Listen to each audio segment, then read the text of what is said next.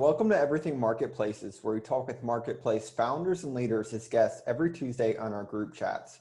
So this is episode 11, and I'm excited to welcome on Tom Wang. Tom's currently the Chief Product Officer at Turo, and if you're not familiar with Turo, Turo is the largest car sharing marketplace in the world. So I'm actually a user and a big fan of what Tom and the team are building at Turo, so I'm super excited to chat with Tom and learn more about it. So with that said, warm welcome, Tom, and maybe just start sharing a little bit more about your background and how you joined the Turo team. Sure. Well, first, thanks so much for having me. Excited to be here. I've been involved in internet product management for quite a while. And so I was sort of part of the 1.0 wave of the internet in the 90s. And mostly I'd focused on subscription and media businesses, and had some successes with startups, some big companies, some flops, the full gamut.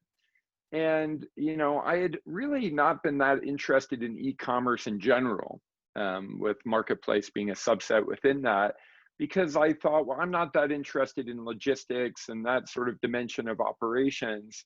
And I thought media companies are more consumer centric, but someone had mentioned to me and put a bug in my ear that marketplaces are the ultimate customer and consumer business, because both sides are consumers, whereas in a media business, other than subscription businesses, which only recently, have become real big in the consumer space, but for a while it was just, there were a few.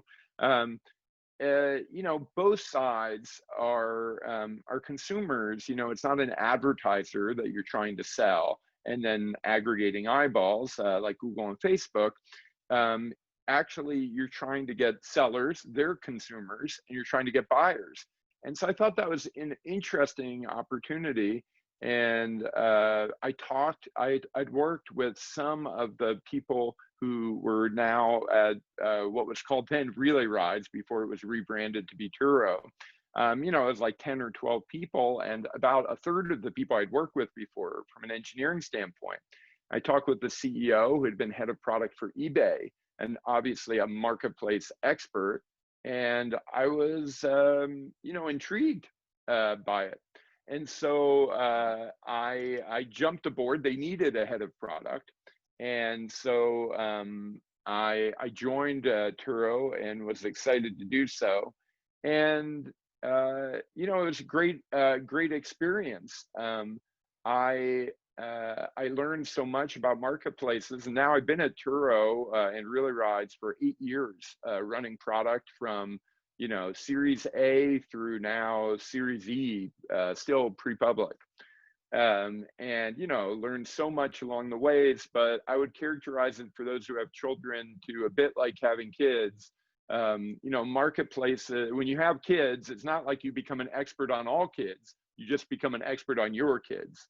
And there's some universality in terms of the lessons that you learn, for sure. But in fact, you're not an overall expert. You're an expert in your marketplace. And so I really understand the Turo Relay Rides marketplace. And some of the lessons I think from Turo Relay Rides could be applicable more broadly. But I'm not, always, assuming that everything that works for one marketplace works for all of them. But if you're not familiar with Turo, I'll tell you about Turo. It's a peer-to-peer marketplace, and its mission is to put 1.5 billion cars, or about 1.5 billion cars on the planet currently, and to put them to better use. Most people don't drive their cars. They're used about 20-30% of the time. And so they're idle, and that's where marketplaces thrive, is taking an asset that's underutilized and leveraging it. And that's the insight behind Turo. Like I said, we've been around for Turo and Relay Rides have been around for 9 years. I've been part of it for the vast majority of the time. And it's been a great and wild ride. Our most recent Series E investor was IAC, New York based company that actually specializes in marketplace. And that's when I really appreciated both the benefits and the limits of universality of marketplaces. I mean, IAC, they're owners of Angie's List and Match.com and, all these great marketplaces. And they know so much about marketplaces, have been so helpful. But sometimes the things that they would talk to us about weren't applicable. For example, most marketplaces need to primarily focus on the demand side on fraud. And otherwise, if you're not fraudulent, you can buy from the marketplace. I mean, that's how it works on eBay. If you've got the money and you've got an address, you can buy something. Turo Relay Rides is not like that. We have limitations on the service, including age. The asset that people are borrowing is, usually worth $40,000, $50,000. I mean, that's like saying, here's a suitcase for $40,000, $50,000. Give it back when you're finished. And so there's a lot of significance to insurance and risk in the Turo marketplace. And so it's a managed marketplace. But, our value proposition is like a lot of marketplaces. It's selection. We have more electric cars than any fleet in the world. If you want to get an electric car, we have vintage cars like one of the ones behind me. So we've got selection, we've got price. Our cars are very competitively priced, and some of the inventory just can't even compare. A BMW 3 Series would be usually about the same as like a standard random car that you would get from one of the traditional rental car companies. And then we have convenience. Our cars can be delivered to you by the hosts. We're everywhere.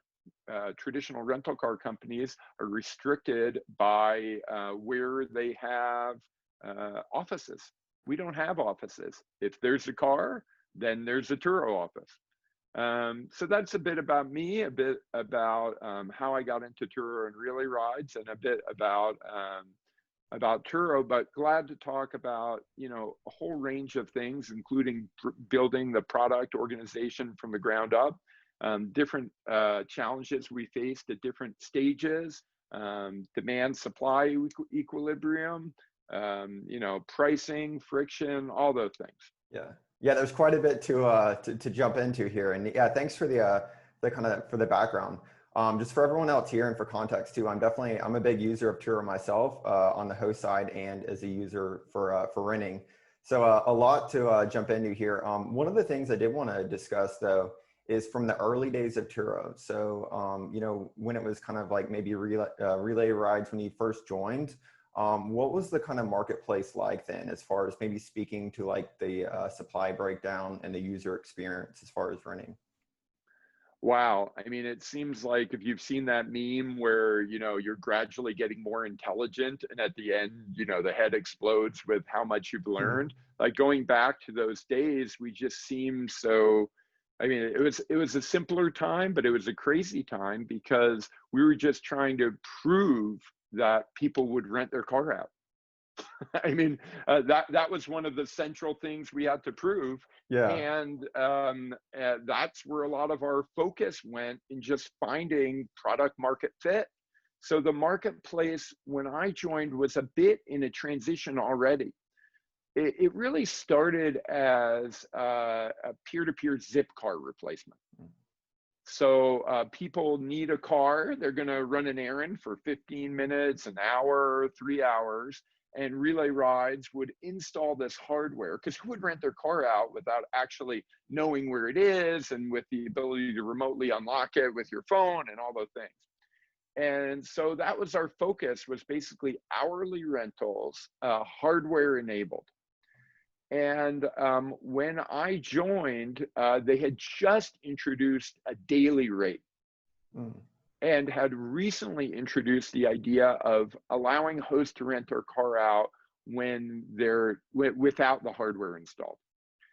And that was a bit heretical at the time. Like, how can you do this? What checks can you make? How can you make sure? And we called that key exchange Mhm. as opposed to using the hardware. Now, by just to flash forward to give you some context, we are 100% or 99% key exchange. And that's what allowed us to scale and be nationwide. But we were just daily at the time. And one of our central tensions was, are we a utility like Zipcar? Or are we more like Airbnb and more of a travel and longer term rental? And so one of the things that we did early on was introduced a weekly price. That was insane that we would introduce a weekly price. It would be like Uber introducing a weekly price. That's how crazy it was in our minds.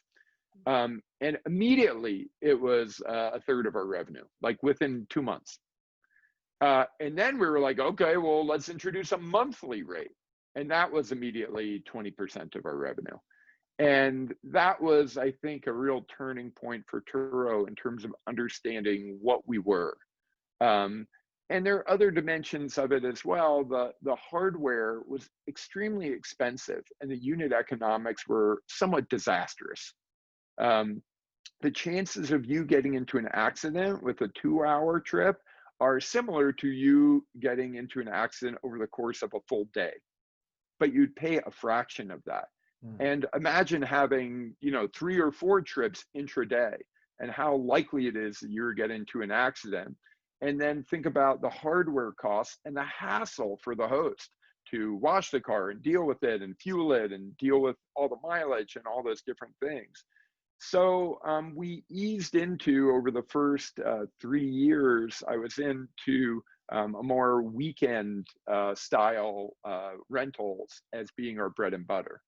So that was one big transition. The second big transition was sort of squeezing out some of the idiosyncrasies of our booking process. The way our booking process used to work is, I mean, it was clever and it was, I think, founded on some economic principles, but it wasn't streamlined in terms of consumer principles. And so you would sign up for relay rides. Then you would send out requests, and you could send them out to multiple vehicles. Then hosts would accept those requests. Then you could book the one that you wanted. And in doing so, you had to go through our onboarding, a 3-step process. Let's just leave sign up for a moment and just say you request a car, host accept, and then you book it. Like from my perspective, commerce should be a 1-step process. But the first step was moving to a 2-step process. And that 2-step process was, I want your car, you can have my car. And that was it. And moving to that was basically, I wouldn't say tore the company apart, but it was a huge debate because the company was founded on this other more, interesting, but frictionful work. And it really took the entire engineering team to rewrite the entire platform. And it was a bet. It was a bet on simplicity and focusing on a retail style experience. The day after we launched, we had our biggest day by like 50%.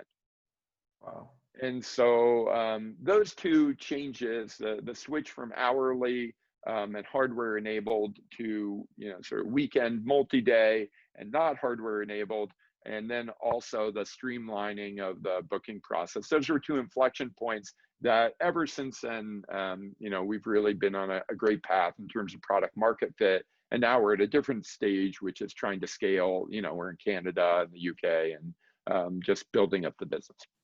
Got it. That's super interesting. So what were maybe some of the signals or some of the data points that you kind of looked at for the booking change that kind of let you know that this is something that you needed to seriously consider? Well, it's somewhat conventional. It's sort of like, why aren't you losing weight? Where you're eating too much. I just looked at the funnel, and you looked at all the drop-offs, and you're like, wow, we lose so much at every stage of the funnel. How can we optimize this funnel we keep on losing at every step. What if we just had 2 steps and then, optimize those? So it wasn't, and that's part of the reason it was controversial, I think, is because there wasn't, I mean, the one piece of data, and I think qualitative and quant data, you can't get all your data from implicit data from what your users are doing. There are other types of data, and one of the pieces of data is what other marketplaces operate this way? None, or if they do, not exactly the same. And then, so why is it intrinsic to peer-to-peer car sharing to operate in this, more extended booking process?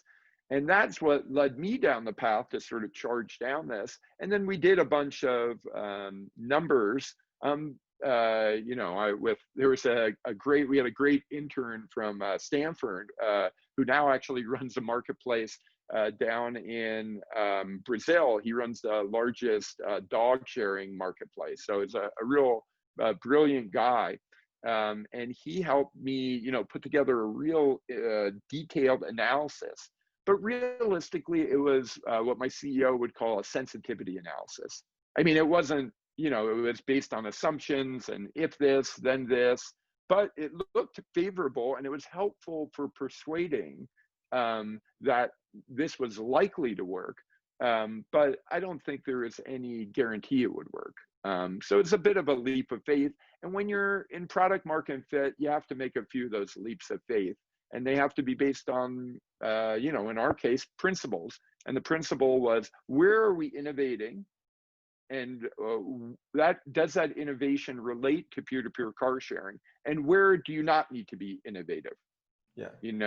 Sometimes, a map, you need to show things on a map. Are you going to innovate? Is there something specific? And we have some of those with maps, but some are very conventional. Got it. Yeah. So what? Just like a time frame, just so we can know about what year that was or how long ago. So 8 years ago, or 7.5 years ago. So it's 2020. So wow. So 2013, 2014. Got it. And then at what sense of scale were you at then? What? Oh, at that scale? Oh my gosh, it's so funny. I remember, and by the way, hopefully this comes across properly, but if we were to have a $10,000 week, we were over the moon. I mean, we thought it was the greatest, thing since sliced bread. And that makes sense for all of you who are working in your, early stage. If you got $10,000 in a week, you'd be like, we're getting there. Yeah. And that's how we felt. And by the way, the volume was so small that, our average, trip value is like $300. So that's not a lot of trips. And that was one of the freakiest things when I joined Turo Relay Rides, is I was used to a media company. So I came in with Google Analytics, looking at the traffic, and I was used to, 20 million, 25 million page view, unique visitors. That was like small media, and then big media was bigger. And I looked at analytics, I said, this can't be right. There are 8,000 unique visitors. This is pathetic, right? But it's not pathetic. From 8,000, you're able to extract a good amount of money. So it was just so different from a media company, but it was super small volume. So that was sort of the scale that we were looking at, was, $10,000 a week. And, sometimes less than that. Yeah. It was, I wouldn't say sometimes, oftentimes less than that. So, we were hovering in like the $3,000, $6,000 a week on a bad week and $10,000 on a good week. Got it. Yeah, I think we can all relate to the excitement of the early stages, when we kind of hit that. Maybe to speak about the supply side. So when did you guys start venturing into more, I would say, more the unique, maybe like some of the classic cars that you had as far as inventory, or even like the business and kind of like deluxe class? That was from the beginning. I mean, one of the things that is like, why would people share their car? Yeah. One reason is obviously the money, but there's a second reason, which isn't for everybody, but they love their car and they want to share it. Have you ever had something that you really care about? You know, you watch a great TV show and it's like, why don't you just keep it to yourself? Because you Yeah. love it and you want to share it. And people who love cars like to share them. And so, very early on, that unique selection came on in terms of vintage cars or even high end cars. The real restriction on the more expensive cars was imposed by us. People would ask us, be like, we want to put the more expensive car, but because we insure the cars, we're like, we can't do that because, you know, one or Yeah. two bad accidents would cause a problem. And actually, in about 6 years ago, maybe 5 years ago, there is I mean, now we're the leading peer-to-peer car sharing company by quite a large margin. But, you know, early on, there were definitely a few competitors, and one of them got hit by a car ring, and they took 50 of their cars and they were done. Oh, wow. So, you know, like I said, it's like a suitcase with $50,000. We had to be real careful. Yeah. And so, you know, once we got bigger, we started to up and up and up. You know, I think at first the most expensive car was like 50,000. Then we very carefully went to 75,000. And Yeah. now, you could get an R8 or whatever, anything on Turo. But they came early, and we have, sometimes we curate some funny ones, like we have the Morty Mobile from Rick and Morty, which Yeah. recently been done a little bit of a US tour. We have the Batmobile. I mean, we have all sorts of crazy stuff that have been on. If you like Silicon Valley, we had the van, the Aviato car. Remember Aviato? Yeah. Yeah. So, You a guys, lot of those were fun. yeah, you guys do a great job as far as your editorial. So I definitely keep an eye on that. So, Yeah. yeah, I was asking about the supply side because I remember in the early days I had a classic car that was on there and it was always kind of hitting a threshold, and I was waiting this, for you guys to kind of bump that up.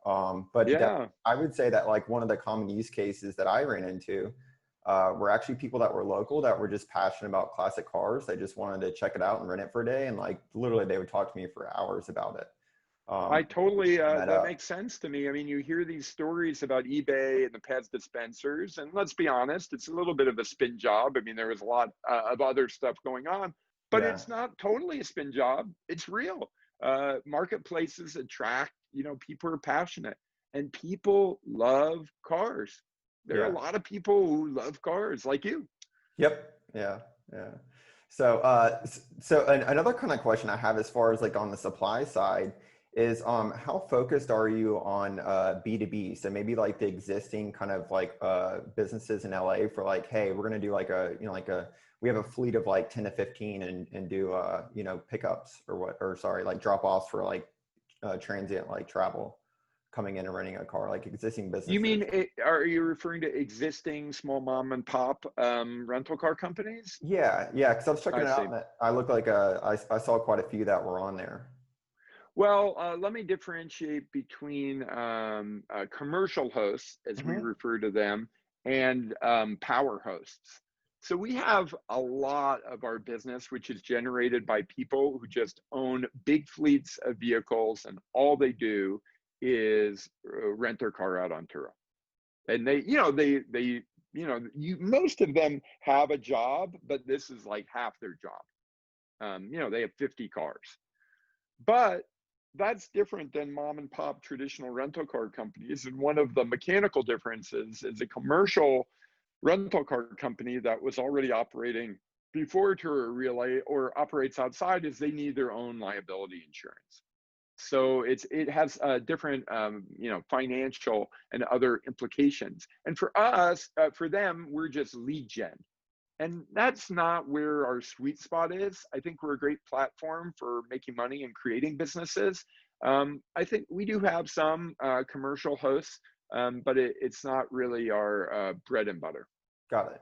So they actually have the option then to accept bookings without the insurance through your guys' platform, I guess. They do, but again, I don't think it's a mature or optimized experience. Mhm. So the vast majority are individuals. Most of our cars are actually owned by individuals, but I think there's a much smaller group, but very lucrative group of people who, they make $1 million a year. Yeah.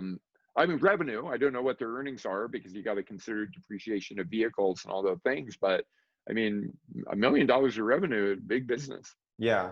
Yeah, I know there's quite a few blogs about people that have built their businesses on top of Turo, which is awesome Yeah, to see. And, they kind of provide breakdowns and they've kind of scaled their own fleets up, which is pretty for cool. sure.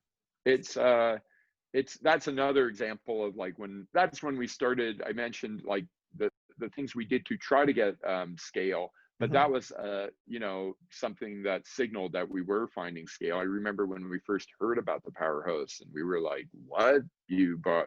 And it's a real responsibility. I tell the product team, you all get paid every 2 weeks, no matter what happens. These people know the product. So when they give us feedback, like they're like, I want to make more money. Add this feature. Yeah.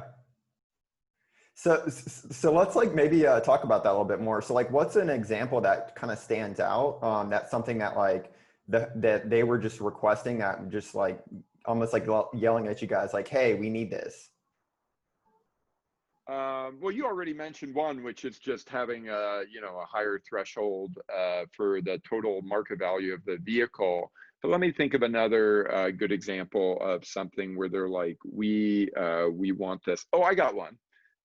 This is different. It's not purely tied to earnings, but it's a pure like something they want, and then we delivered it exactly like they wanted.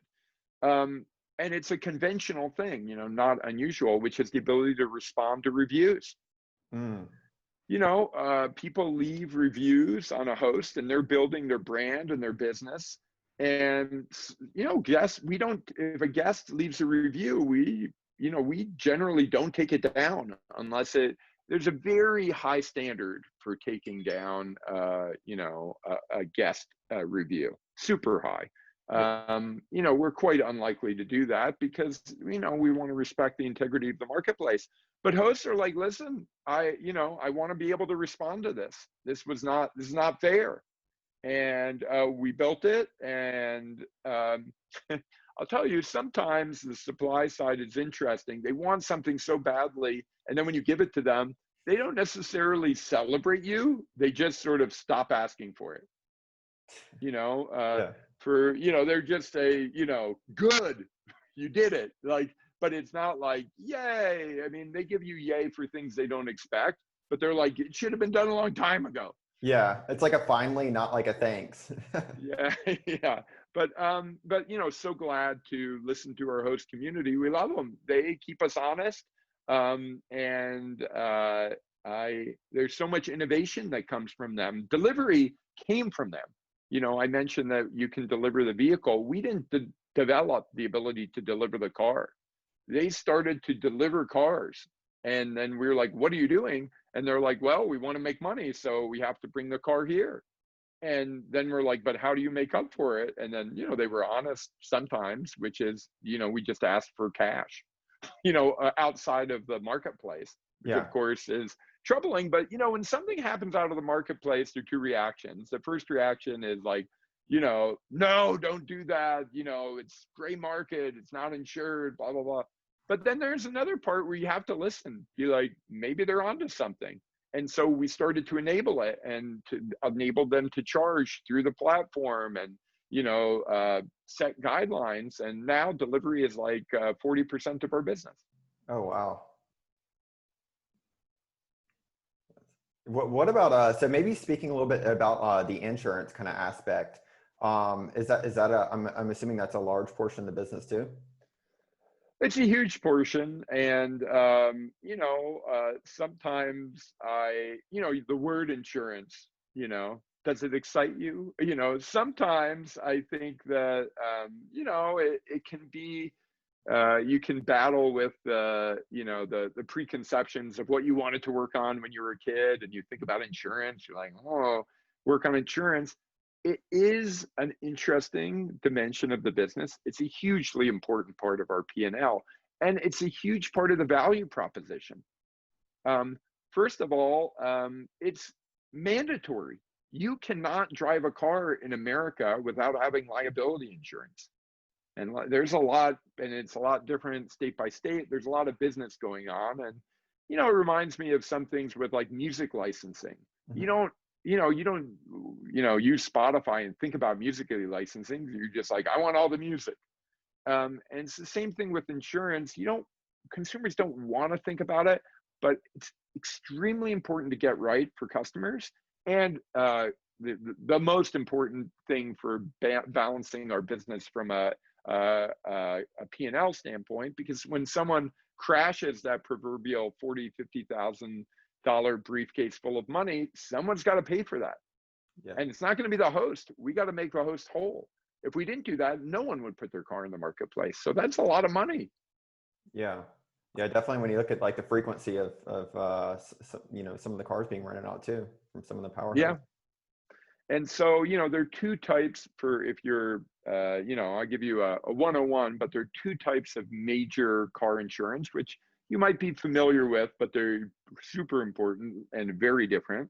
There's liability insurance. Liability is when you hit another vehicle or a person or a physical object.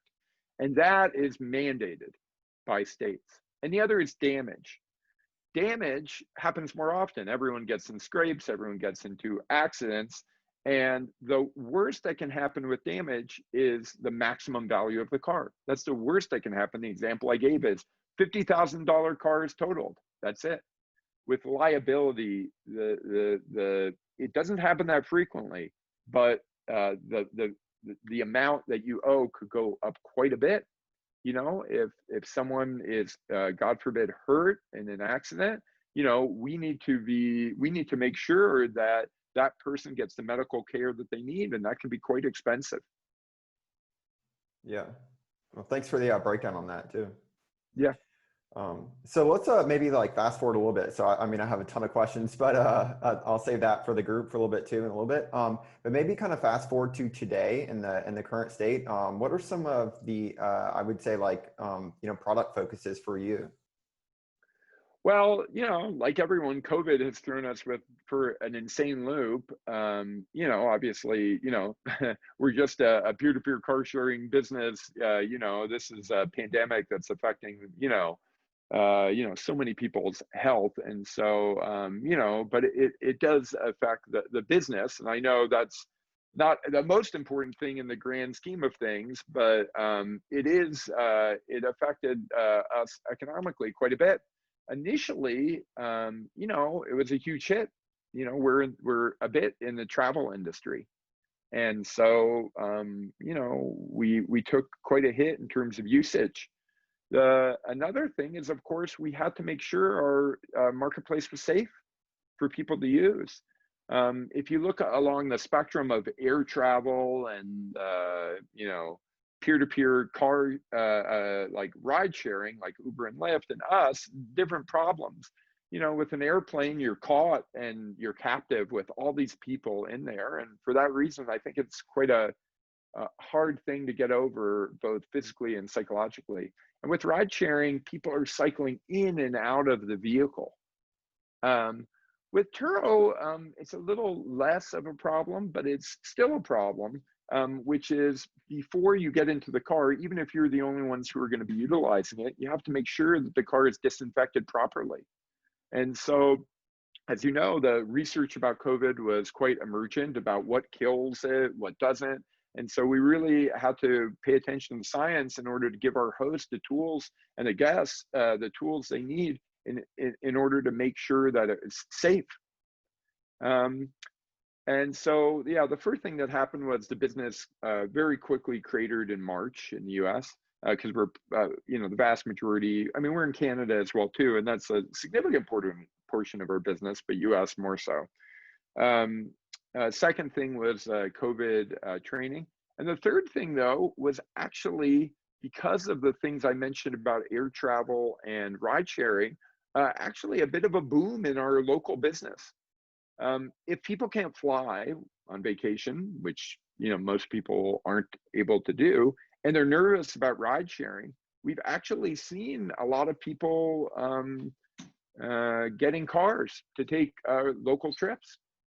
And that has been exciting and I would say unexpected.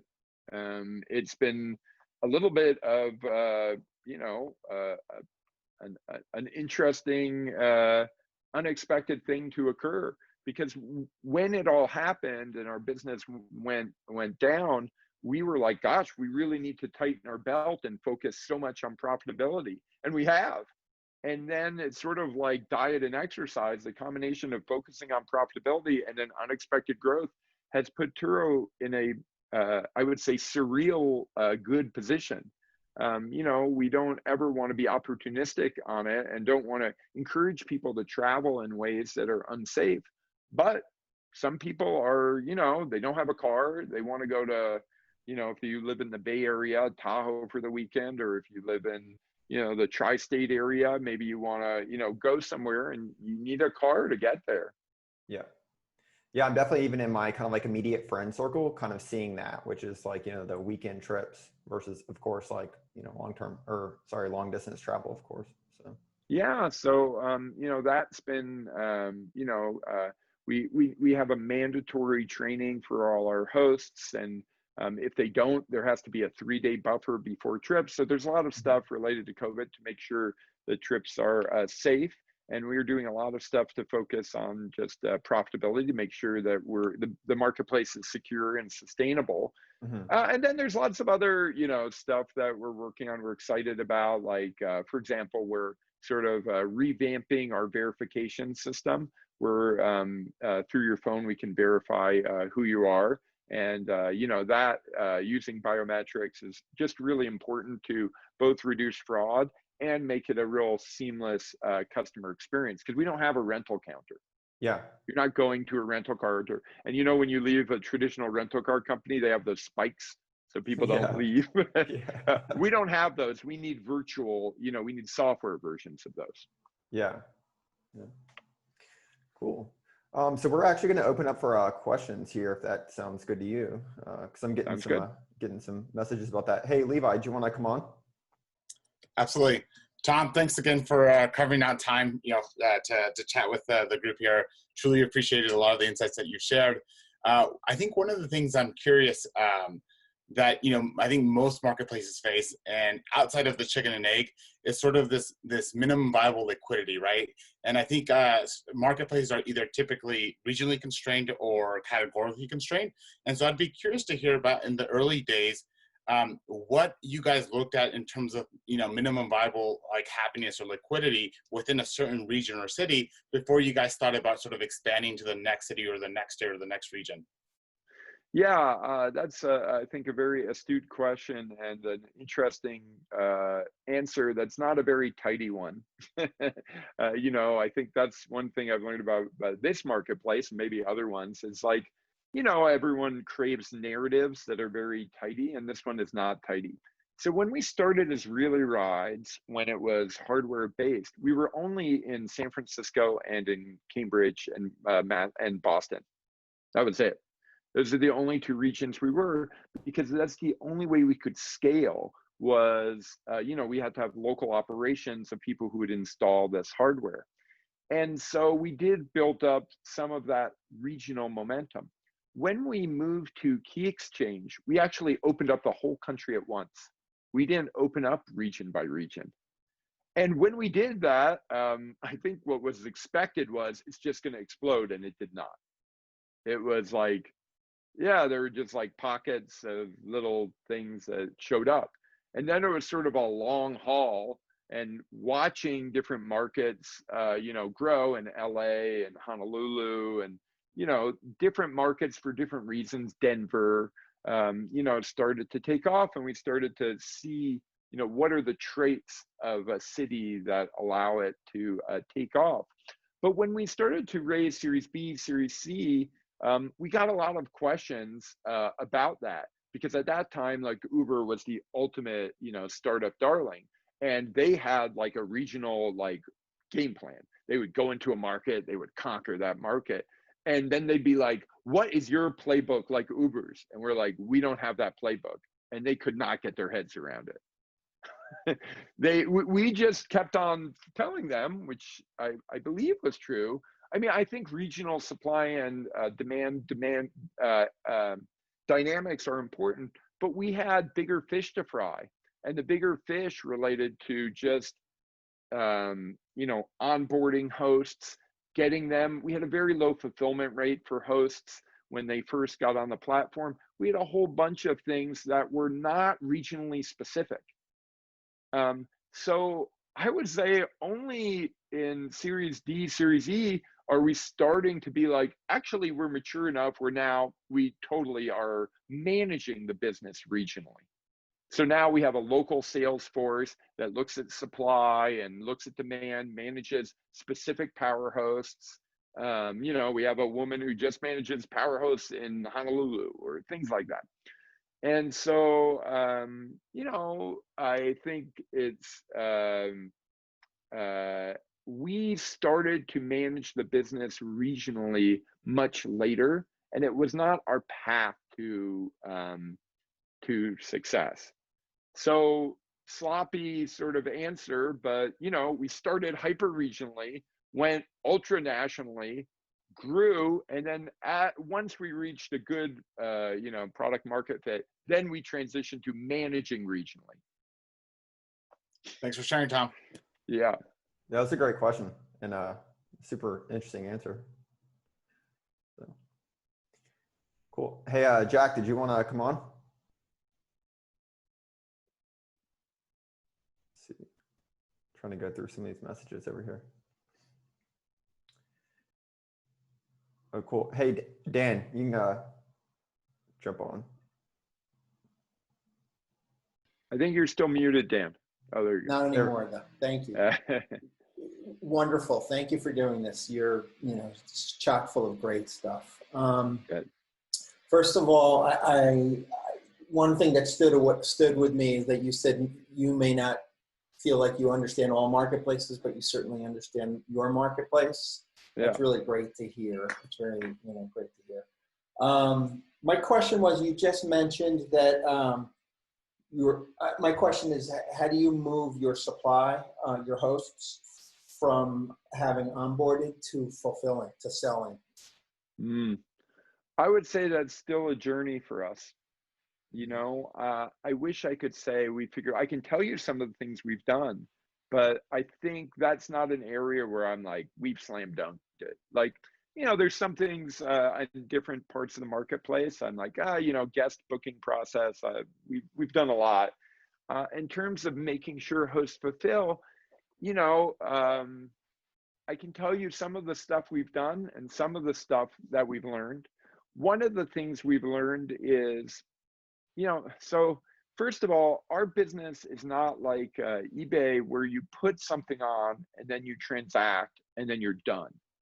eBay had a natural mechanism for, they put something on, it's an auction, it's 7 days, and then it finished. With us, one thing we've discovered is we're building a longitudinal relationship with the seller. The seller is not one and done. Yeah, I did it. I'm going to use it again sometime. They need to map out their schedule, what their preferences are. In some ways, it's like Uber and Lyft. You don't have to be present at any given time, but it's, I think Airbnb is a good comparison. So, one of the things is build a longitudinal, you find out what you're doing. Are you trying to get them to transact on the per item, or is it longitudinal? So I can mostly speak to the longitudinal dimension, which is getting them activated early is super important. The longer you wait, the more it's a lost cause. So that would be one thing I've learned. Another thing I would say we've learned, and this is a tough lesson, if hosts don't fulfill, and there are different types of non-fulfillment for us. They could be they don't accept a request. It could be they don't respond. Those are both bad, but there's another one for us, which is they no-show. And a no-show is disastrous for us, for the guest. Because the guest doesn't care. We can't be like, well, it's a new host and we're training them. They're just like, I'm with my family. Where is the goddamn car? And then, you know, there's no explanation. So those no-shows are hugely important. So one thing we've learned is we don't want to activate, find out hosts if hosts are willing to activate on the back of our guests. You know, we need to find out other ways to get them. And so we actually don't promote our new hosts disproportionately to existing hosts for that reason, because we're really sending guests to a trip that we don't know what this host is like. They have no track record with us.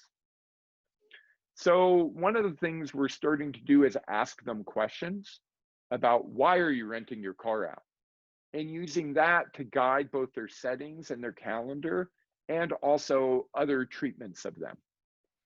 Now, if someone's like, I just want to make money and rent out my car as much as possible, that's a lot different than someone like, I might give this a try. I'm thinking about it. And so there's a different relationship with them. But this is an area I think we still need to just continually do better at. Those are some lessons we've learned, which is building that longitudinal relationship. You know, another is activate them early or get rid of them. And then the third is, you know, try not to do it on the back of the guests. I'll tell you one story that maybe could be helpful. We really pay attention to the number of vehicles active in search. You know, how many vehicles do we have? How much supply do you have? But it's also a bit of a vanity number, because, you know, if you have cars in search, but they're not renting their car out, who cares? And so in our first effort, we had sort of a seek and destroy, you know, heuristic, which was going to remove a lot of our inventory. This was actually early too. This wasn't so late. And it was going to remove some of our inventory. And in doing so, we thought we'd have a better sense of what our real inventory was. And there, the heuristic was like, if it hasn't, you know, if it's gotten 3 consecutive declines or whatever, we did that. And we had run numbers, but we ran them wrong about what we expected to do in terms of wiping cars out. And we wiped out 40% of our inventory by doing the heuristic. And this was early on, so vanity numbers, you know, might seem like vanity numbers, but when you're trying to find product market fit, it's all you got. So you're just holding on to them. And, you know, we freaked out. And so we had to call the CEO and tell him we did this. And, you know, the board was going to freak out. And our recommendation was, let's just see what happens for 2 days. And our CEO says, no, I'll give you 24 hours. So we gave it 24 hours, and we had one of our highest booking days with 40% less inventory, because it wasn't real. It was zombie inventory. And so again, you nurture it. You're like, oh, I want that supply. If they're not transacting, you know, of course they're leads, but you're living in an illusion. And so it's really about the trips for us. So for other marketplaces, it's about the transactions.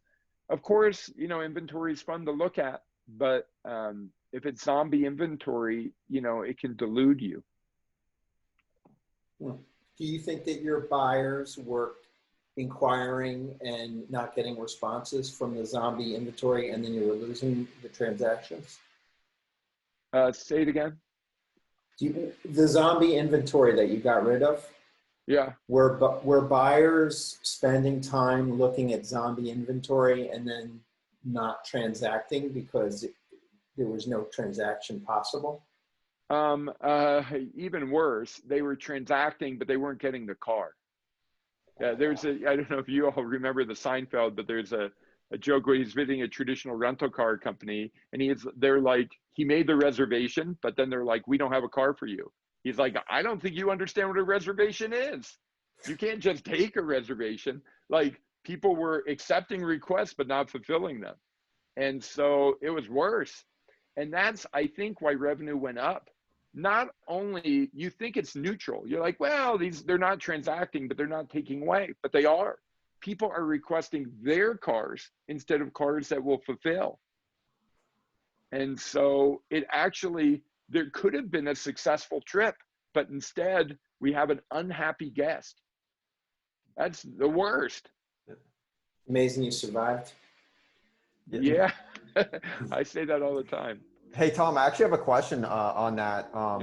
So from like a product side, so on the on the listings for the individual cars, I noticed you guys have like an activity feed that shows like, you know, say for instance, like guests canceled. Is that one of the reasons why you have that? Well, we have the guest canceled because, you know, hosts asked for it, but we, more importantly, I think, is we have the record of the host canceled. So since that like crude heuristic I mentioned, we now have a like algorithm to determine when to kick people out of the marketplace hosts. And then we have different techniques, like you can snooze them, they can get out, but they could get back in manually. They can come back in, but CS has to intervene in order to get them back in. But yeah, we're trying to, to your question, we just try to automate as much of it as we can. And so we try to automate, you know, these records. So, you know, even good hosts have to cancel sometimes. I'm a host and I need to cancel sometimes. And, you know, your car could be in the shop. But we also want to say it has to be the exception, not the rule.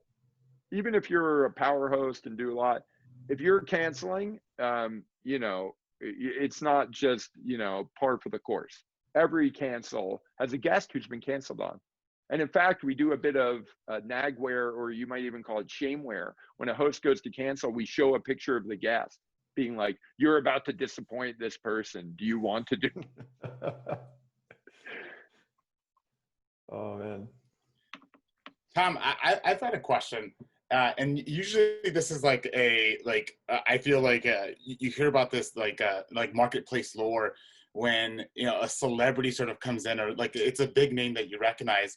And I'd be curious to hear your guys' story of like when that big celebrity came on Turo and rented a car or provided the car, like you know.